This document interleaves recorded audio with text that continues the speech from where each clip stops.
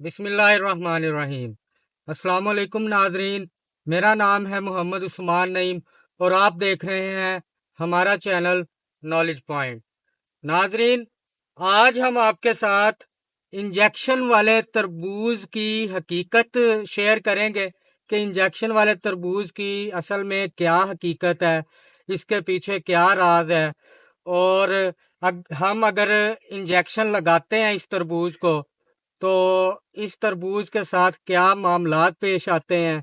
क्या ये तरबूज खाने लायक बाकी रहेगा, क्या इस तरबूज को इंजेक्शन लगेगा, या क्या ये तरबूज जो मेरे सामने पड़े हैं इनके अंदर हम इंजेक्शन को लगा पाएंगे या नहीं।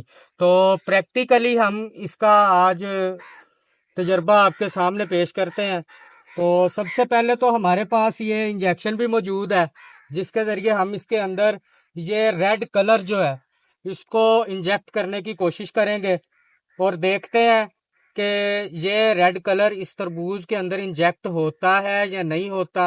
अगर होता है तो इसका हमें क्या साइड इफ़ेक्ट नज़र आएगा और क्या नहीं, ये तमाम चीज़ें आप आगे इस प्रैक्टिकल में नोट कीजिएगा।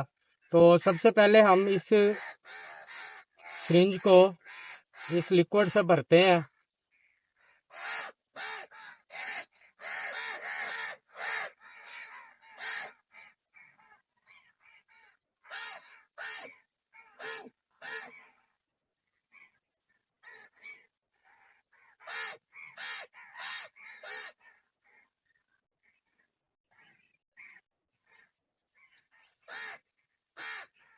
मैं एमबीबीएस डॉक्टर तो नहीं हूँ, इसलिए मुझे सिरिंज को सही तरीके से होल्ड करना नहीं आ रहा।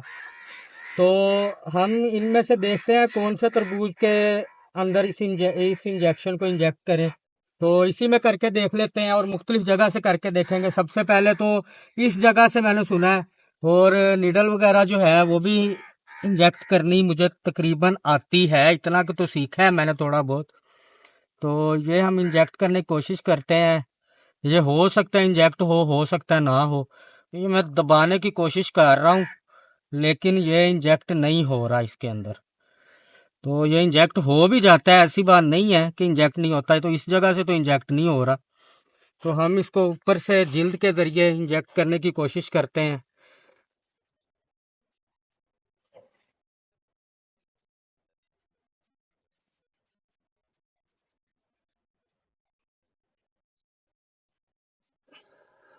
ये इंजेक्ट नहीं हुआ, फिर हम दोबारा ट्राई कर लेते हैं।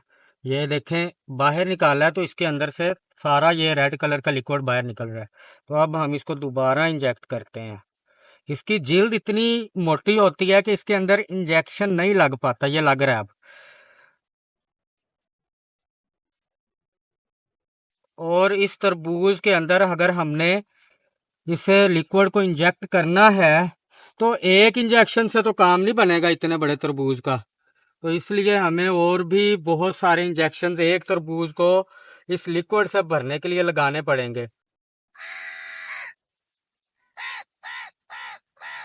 ये तो ऐसे लग रहा है जैसे मैं कोई हार्ड किस्म का एंटीबायोटिक इसमें लगा रहा हूँ, जो कि तकरीबन 1 से 1.5 मिनट लेगा इंजेक्शन लगने के लिए।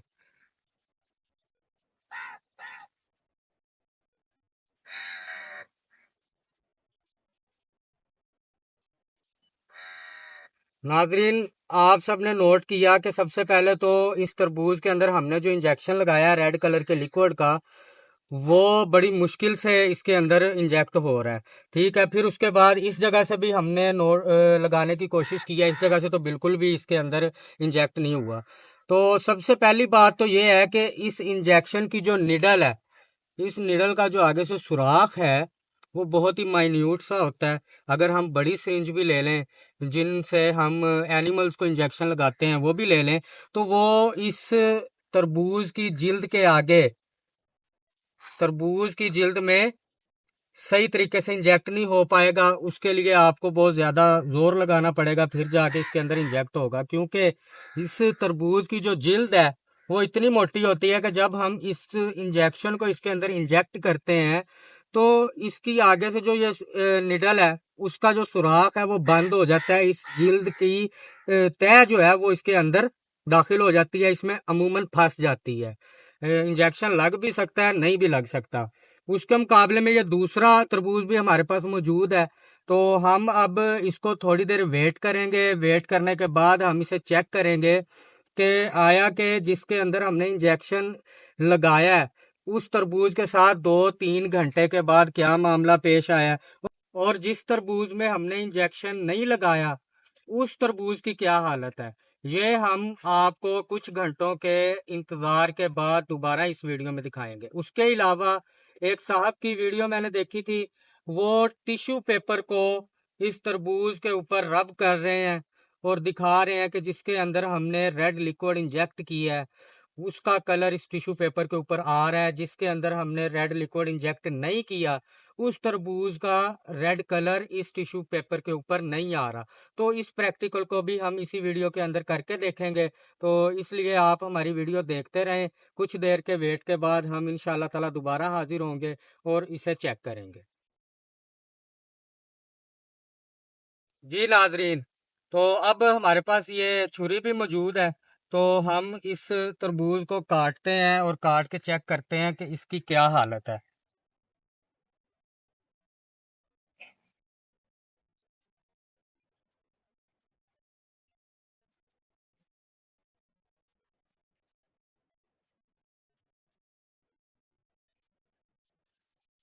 ये वो तरबूज है जिसके अंदर हमने इंजेक्शन को इंजेक्ट किया था।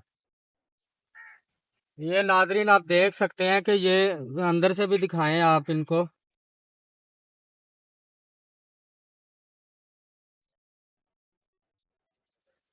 तो नादरीन ये आप देख सकते हैं कि ये वो तरबूज मैंने काटा है जिसके अंदर हमने इंजेक्शन को इंजेक्ट किया था। तो ये उसकी हालत आप देख सकते हैं, और इसमें सिर्फ एक इंजेक्शन नहीं लगाया। ये इतना बड़ा तरबूज है, इसको एक इंजेक्शन लगा के हम कलर नहीं दे सकते। तो पहले तो ये बात है कि इंजेक्शन सही तरीके से लग ही नहीं रहा था, आपने वीडियो में देखा है। और उसके बाद अगर मैंने इंजेक्शन लगाए भी हैं तो इसको मैंने मुख्तलिफ जगह पे 5 से 6 इंजेक्शन लगाए हैं। वीडियो में मैंने सिर्फ 2 जगह पे लगाते हुए दिखाया है ताकि वीडियो शॉर्ट हो जाए। तो ये इसका आप टेक्सचर सब कुछ चेक कर सकते हैं कि ये किस तरह का हुआ है। और अगर हम इसको टिश्यू पेपर से देखें रब करके, तो ये देखें टिश्यू पेपर पे रेडिश कलर भी छोड़ रहा है। ठीक हो गया जी। अब हम दूसरा जो तरबूज है जिसको हमने इंजेक्शन नहीं लगाया उसको काट के देखते हैं कि उसकी क्या हालत है।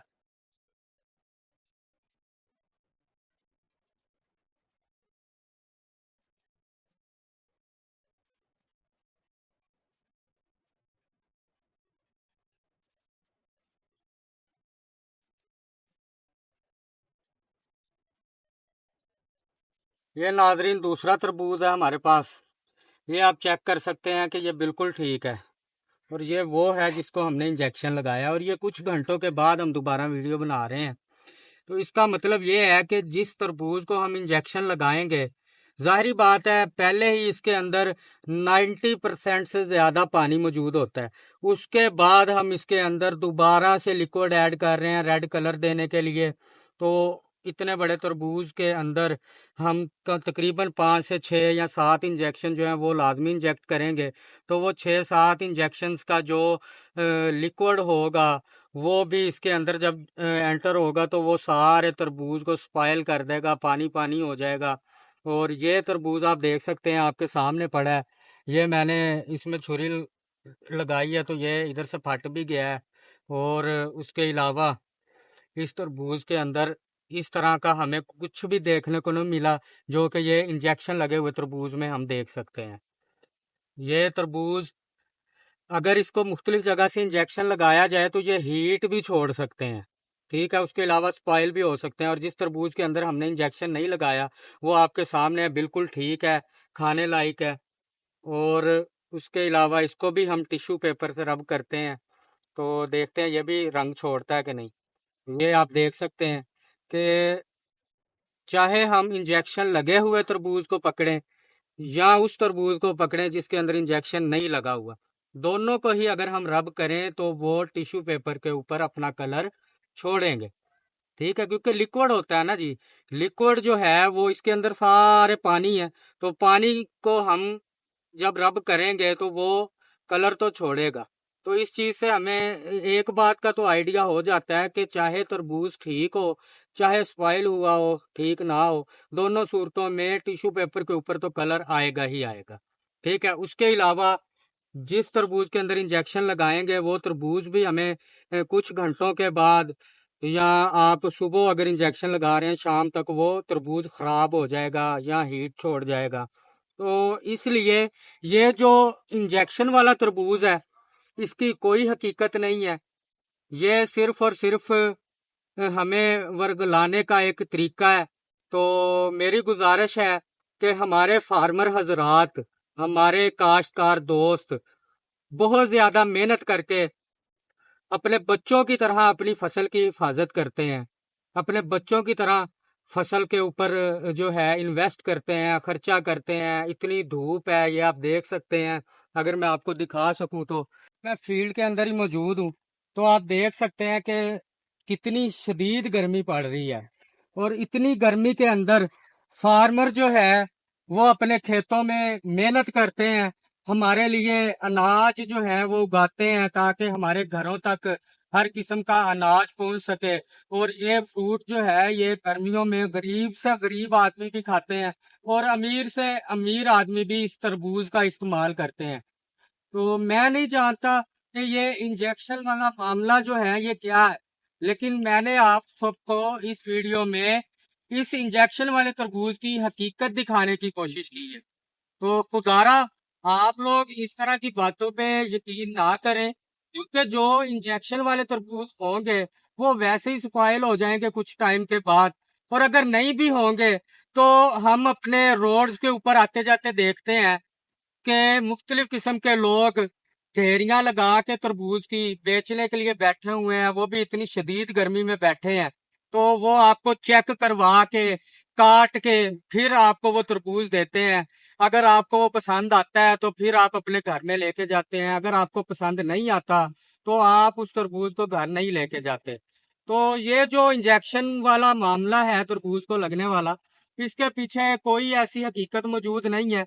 किसी तरबूज को हम इंजेक्शन नहीं लगा सकते। ट्रकों के ट्रक जो हैं वो लोग मंडी में लेके आते हैं और वो बेचते हैं, और उन ट्रकों के अंदर काफी ज्यादा तादाद में तरबूज मौजूद होते हैं जिनको हम काउंट नहीं कर सकते।